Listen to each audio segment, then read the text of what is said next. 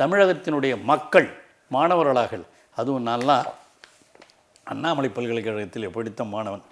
அப்பொழுது உங்களுக்கு தெரியும், தாளமுத்து நடராஜன் 1938 இங்கே சிறையில் இருக்கிற பொழுதே உயிர் நீத்தார்கள் மொழியை காப்பதற்காக. அதே போல தான் நம்முடைய அண்ணாமலை பல்கலைக்கழகத்தில் 1965 ராஜேந்திரன் என்ற மாணவர் துப்பாக்கி குண்டுகளுக்கு இரையாகி செத்தார். நான் அந்த பல்கலைக்கழகத்தில் படித்தவன். அப்படி இருந்த பொழுது அதே மாதிரி தான் கலைஞர் அவர்களும் ரயில் முன் தலை வைத்து படுத்து கள்ளக்குடி போராட்டத்தை நடத்தியவரும் தலைவர் கலைஞர் தான்.